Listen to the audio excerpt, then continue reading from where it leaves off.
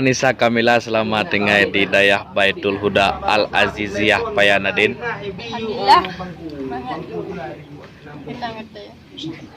Nah dengan kampung Anissa Kamila. Ada pokok dia. Ino hana tinggal le. Ada.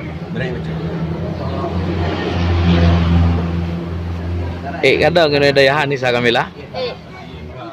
Punya jumpa Anissa Kamila. Ceritakan pengalaman selama kahino Dayah.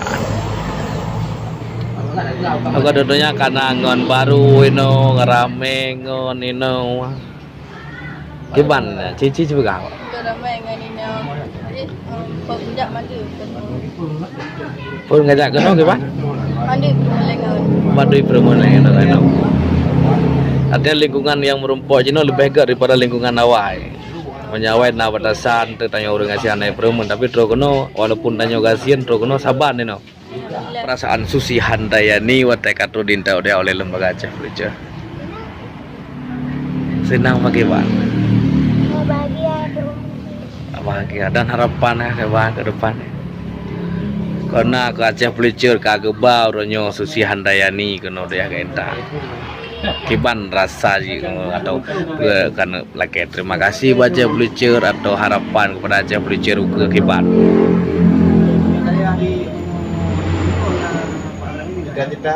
Pegah ju.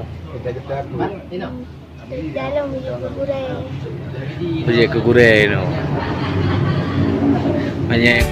Dengai ane metua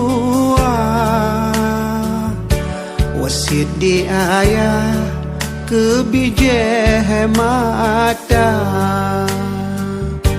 dengai ane metua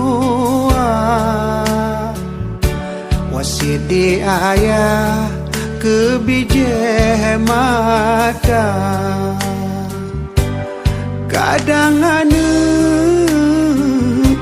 tanya mepisah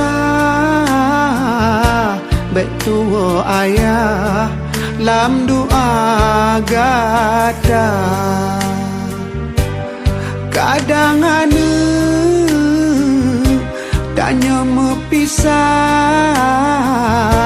betua ayah lam doa gata